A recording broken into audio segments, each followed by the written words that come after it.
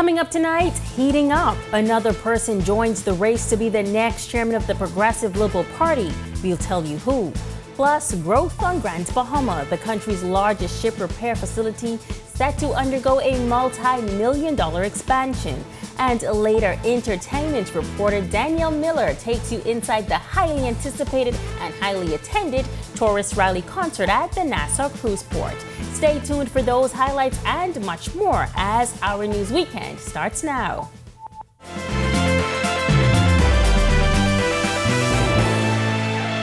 This is Our News Weekend. Thank you so much for tuning in tonight. I'm Megan Shepard. The race for the post of Progressive Liberal Party chairman is heating up. Current Deputy Chair Robin Lyons officially announcing her intent to contest the chairman position at the party's November 11th convention. She notes that she has served in leadership roles for the past 14 years. And as the party celebrates 70 years, she says now is the time for an internal reset. What the chair requires for the party really needs to be a singular focus. I didn't offer myself to be a member of parliament. I didn't even apply. And whilst being chair was not my thought process at that time, I understand the work that is required. I've spent a lot of time looking at the Constitution and seeing what is needed, but most importantly, having conversations with our members throughout my post as deputy chair, through all these branches on all of these islands. They want a shift. They want more from the chair. And if you are divided with a ministry, if you are divided with a constituency, and you know so much of yourself and your resources have to be focused on that, something has to give way. Lyons acknowledging that she could possibly be up against two men she considers political giants, Fred Mitchell and Shane Gibson. Mitchell, who is the current party chairman, has yet to confirm his candidacy. Lyons says she has put in the work and is confident she can become the party's second female and youngest party chair. I've qualified myself. I've done all that work, and I don't walk away from my womanish ways, because I'm bringing that into this race as well. And I think that we have to serve with an understanding that when women lead in certain spheres, in certain spaces, historically, statistically, what is being led, there is equity, there's greater understanding, and there's greater success. Some good news for Grand Bahama Island as the country's largest cruise repair facility is expanding. Our Jamila Mizik has more on the $600 million project in this report. $600 million. That's the price tag for the Grand Bahama Shipyard's new transformational expansion project. The company breaking ground on Friday for the development that's expected to fuel economic growth on that northern island. But the project would not be possible without some key players, including government, the Grand Bahama Port Authority, Carnival Corporation, and Royal Caribbean Group. President and CEO of Royal Caribbean Group, Jason Liberty, noting that the company's relationship with the GB Shipyard spans for decades. He explains that the popular cruise line has partnered with the Bahamas for more than 50 years, creating opportunities that drive economic growth for local communities and industries. This $600 million transformation project here at Grand Bahama Shipyard puts the Bahamas at the epicenter of shipping with the largest dry dock in the world, capable of accommodating up to 120,000 ton lift. Together, we are building a world-class facility capable of serving not just cruise ships, but much of the world's commercial shipping worldwide. Once complete, the GB Shipyard will be re-established as the largest cruise repair facility in the world, and the project will include improved infrastructure and the expanded ability to repair large vessels. Carnival Corporation President and CEO Josh Weinstein. The project is expected to bring billions of dollars in economic impact to Grand Bahama over the next 25 years. Now, much of this impact will flow directly from the shipyard through jobs, supply chain, tax revenues, and more. We also expect the increased commercial activity at the yard to create increased opportunities that ripple through this community, and not only for local subcontractors, but as more workers means more support services across a spectrum of businesses, Now also on hand for the groundbreaking ceremony was Prime Minister Philip Davis, expressing that the day marks a major milestone in the story of the Northern Ireland. The ground upon which we stand is set to become the very epicenter of a $600 million transformation. The expansion project of the Grand Bahamas Shipyard, in collaboration with the Royal Caribbean Group and Carnival Corporation and partner Port Authority, is about more than just bricks and mortar. It represents our resolute ambition to be a world leader in ship repair, creating numerous opportunities for the people of Grand Bahama. Now, according to GB Shipyard CEO Dave Scantlebury, infrastructure work on the project will be complete by end of July 2025. Reporting for Our News, I'm Jamila Missick. Aviation stakeholders gathering for a week of discussions to find ways to improve and modernize the aviation industry in the Bahamas. The yearly event saw government entities as well as the private sector and those from the trade unions come together with one common goal. Deputy Prime Minister and Aviation Minister Chester Cooper says he's sure discussions will be practical and relevant, focusing on solutions and strategies. These solutions and strategies will also serve to protect and safeguard the interest of air traffic control professionals and air traffic controllers, and to promote and uphold a high standard of knowledge and professional efficiency amongst your professional colleagues. Those in attendance also heard of a new aeronautical academy in partnership with the Department of Aviation and other international bodies. We expect that this academy will develop a cadre of aviation professionals that matches what we have homegrown in our country over the past several decades, and we will continue to grow and develop this academy. Food security and the high price of food imports have become frequent topics of discussion since the pandemic highlighted for many our dependence on imports. Now there's an up and coming generation of Bahamian agriculturists who hope to address that issue. They say while people often think of agriculture as an environmental topic, it also holds great potential for the economy. Ajani Roll is a first-year agricultural engineering student at Earth University. We do import billions of dollars worth of food every year, and we're kind of adding on to this tax on the environment. Whereas if we decide to, hey, we're going to grow food back home and we're going to grow it sustainably, not only are we able to, ensure that Bahamians are getting better quality food, they're getting food at a better price, but at the same time, it's creating jobs. The economy becomes a bit more circular, which is a very important thing that we should be striving to do. Another first-year engineering student at Earth University, Latrey Johnson, says the opportunities go beyond reducing our food imports. He says there's also great potential for us to export things we often take for granted in our backyards. Traveling to this country, you realize that there's a market. There's a big market for fruits. We call it sour soup. They call it guanaba. Guanaba, correct? Guanabana, right? It's a huge market for exotic fruits that grow natively in our backyards, that I could reach out and just pick off the tree and that we just share like this, the sour soup. It's one of those trees that you go in somebody's yard, you say, oh, give up any of this, so go mangoes and these other things. So I think the first goal is the reduction of the import tax that we have, because as you know, it is very, very, very high. And then 2 would be increasing exports. Number 3 would also be revitalizing agricultural waste. Well, we've still got lots more for you tonight, but first it's time for your first check on weather. Meteorologist Ian McKenzie is standing by in the Weather Center. Good evening, Ian.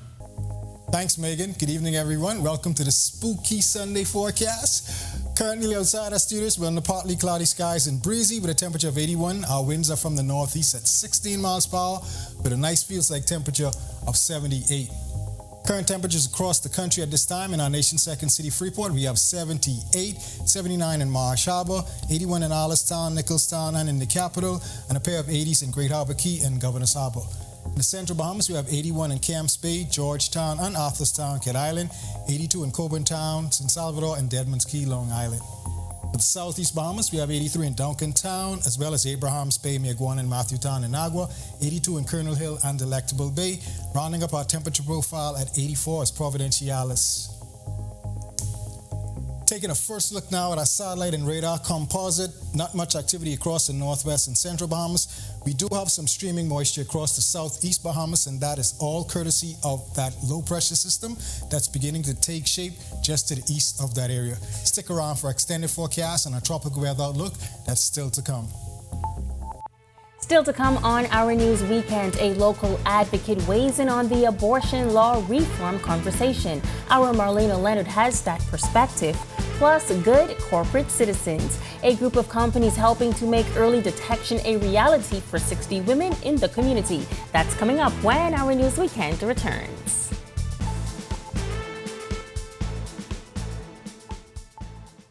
Doctors Hospitals reimagine primary care. We've invested to improve our health system, ensuring that accessible, affordable, world-class clinical care is closer to you. Your relationship with a primary care provider shapes the foundation of your overall health. Our new, modern primary care facilities are where critical diagnosis and true personalized treatment begin. With locations across New Providence, Grand Bahama, and Exuma, we invite you to experience the Doctors Hospital difference. Book your next appointment at clinics.doctorshos.com. Have you heard that sound? It's the sound of us. Since our origins, we burst music. Our sounds mixed together. So let us hear your sound too. Your sound of passion, of joy, of friendship. The sound of your style and the beat of your night. It's time to play together the sound of Guinness, the sounds of greatness.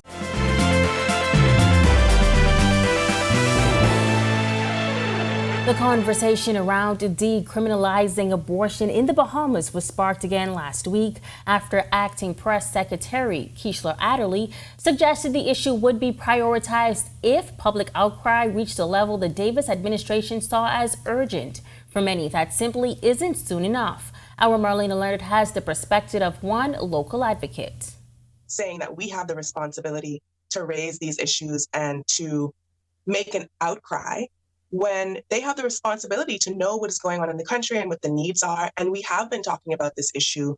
That's Alicia Wallace, co-director of Equality Bahamas, responding to the repeated sentiment that unless there's outcry to address decriminalizing abortion, the law will remain the same. She says the current framework does nothing but worsen the pressure on already vulnerable groups. We know that abortion is available in the Bahamas, and that's not the same as accessible. People who want to terminate a pregnancy, who have the means to do so, they can pay to have that done. And many people who have the means will travel to another country to have it done. The people who are affected by the criminalization of this form of healthcare, because abortion is healthcare, are people who are already in situations of vulnerability. So not only are they women and girls, not only could they have experienced rape and other forms of sexual assault, but also experiencing poverty. And Wallace hopes those who lack sympathy for women can at least extend their sympathy to young girls. But for now, that isn't the case in Bahamian law. Just last week, Dr. Jamil Minnis, a gynecologist, was charged with conspiracy to commit abortion after being accused of performing an illegal abortion on a 15-year-old girl. To those who may get prickly about advice coming from international groups, the Equality Bahamas director says, in 1993, the government of the Bahamas ratified CEDAW. That was 30 years ago. That the government said, you know what? Women's rights are human rights. It is important for us to end discrimination against women. There are a number of areas that we need to work on, which include health, education, and employment. So we're going to ratify this, and we're going to be held to an international standard for human rights. That was a decision that was made. That was voluntary. Nobody forced the Bahamas to do that. There are other countries that have not ratified CEDAW. The Bahamas has. So this is a decision. This is a choice that has been made voluntarily, and the government just needs to live up to it. Reporting for Our News, I'm Marlena Leonard. Thanks so much, Marlena. Well, it is Breast Cancer Awareness Month, and 60 women got free mammograms at the Oak Tree Medical Center on Rosetta Street this October, thanks to a donation from the Leno Group of Companies. Managing Director of Leno Trust, Sharon Colbrook, says they decided to increase their donation from the original amount after they saw how high the demand was in the area. So providing free mammograms is just one way of our community involvement, and it was important to us because within 1 week of our initial announcement, we had originally planned to provide free testings for 50 people, but that had to immediately increase within a week because we got an overwhelming response. So we moved from a donation of 3,000 to 5,300, nearly double. Oak Tree Medical Center's Chief Operating Officer, Ineska Smith, says this donation is key to helping women in the community have access to screening that could lead to early detection. She's also reminding women this month to get themselves screened if something feels off, even if they're not yet in the traditional age bracket for breast cancer. Well, normally breast cancer, they say targeted usually women 40 and over. But like you said, we're noticing now the trend in younger women. They speak about the BRCA genes, and so now I find that we now need to get ahead of it. And so testing is at 40, but I always tell persons, if you have the history in your family, do come and get tested. That's important and that's key to get ahead of it. On the other side of this break, let's rise against bullying. Our Italia Hall has the details on an anti-bullying campaign launched on Grand Bahama. And then a passionate plea for help. A mother is pleading for the public's help in locating her missing son. We have the details when our news returns.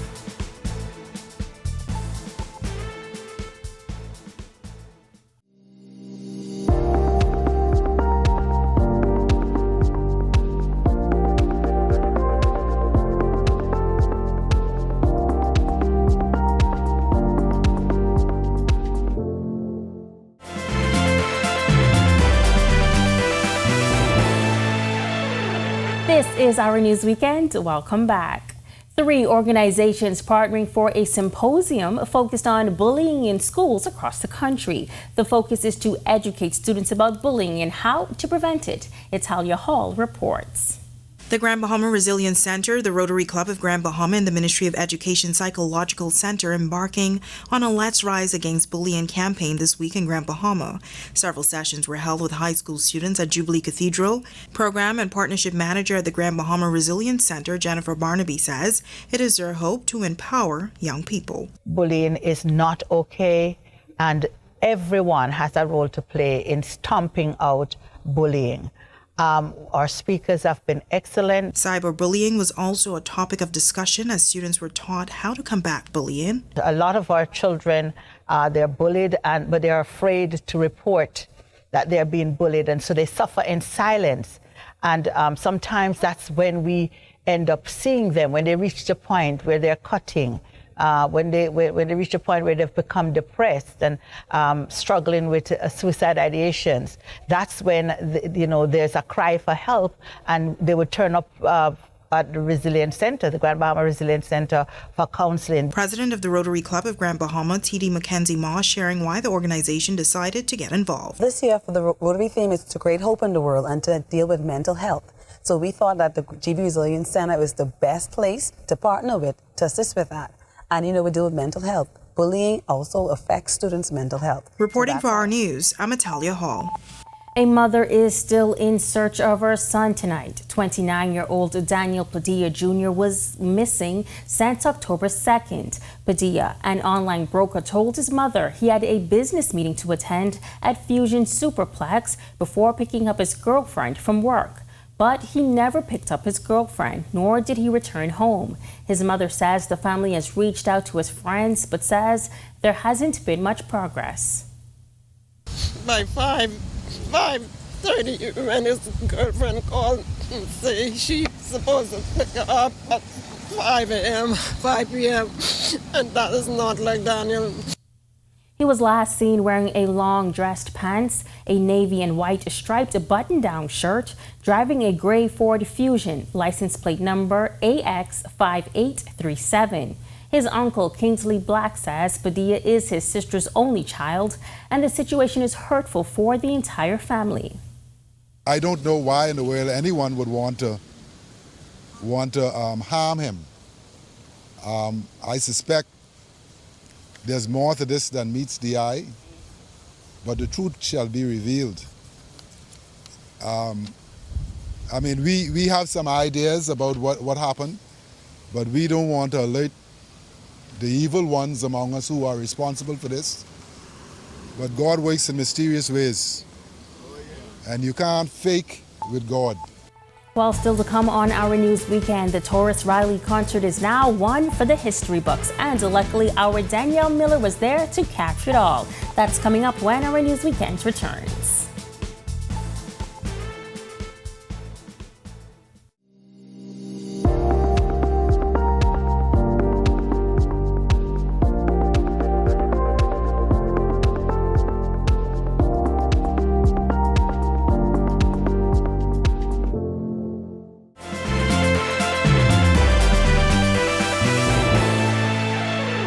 Welcome back.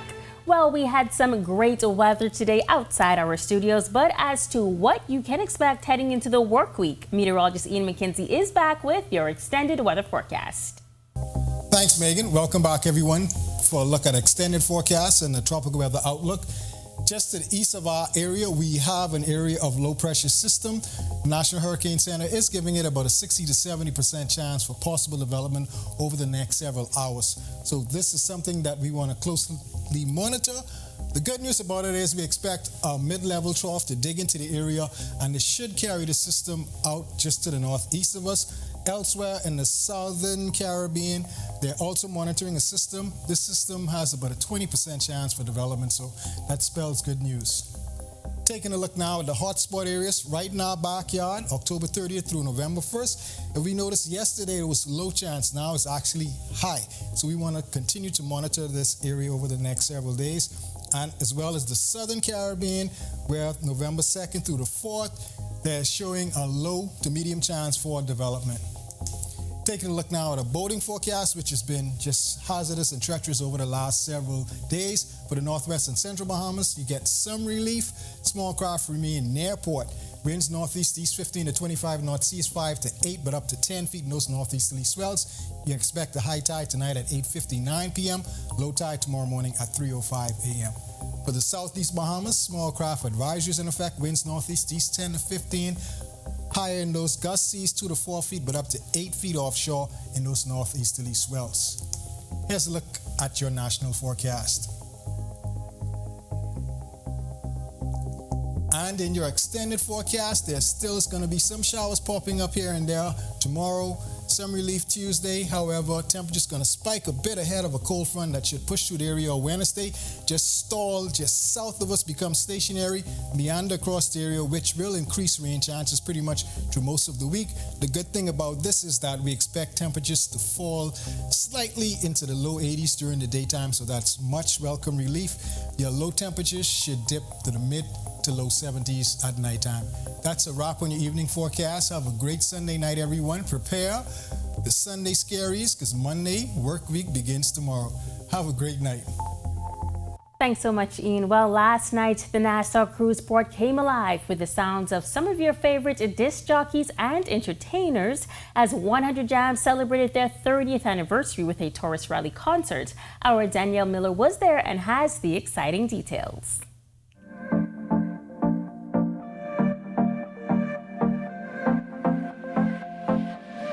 A series of celebrations to mark 100 Jam's 30th anniversary came to a climatic end last evening. Hundreds of concert goers filled the Nassau Cruise Port to see the station's radio personalities like DJ Spuddy. Yo, what's good, everybody? It's your boy DJ Spuddy, right here at Taurus Riley Live with Our News. And listen to me, I've been with Jams for 7 years. And working for 100 Jams, just feel it's great. I might as well tell you, I love being a DJ. I love playing music for you guys. All of the players, I wish you was here. Love you all. Boom. DJ Fines. What's good? It's your boy DJ Fines, representing 100 Jam, 25 years in the building, all right? It's so good to be a part of the team. Thank you, everybody, for coming out representing 30 years, celebrating with us. It's a joy. We love you. I love you. The team love you. Thunderman. I grew many of you up over the years on the quiet storm, and now here I am on the Free Ride to 5 and also the Roll Call Mix. Happy 30th anniversary to 100 Jams. Just to name a few. The Jams team took us on a ride down memory lane with musical mixes and a performance from Bahamian artist Jahem. To top the night off, headliner, Jamaican artist Taurus Riley and the Black Soil Band delivered a show infused with an energy that kept the crowd captivated in mystic vibes for 2 hours.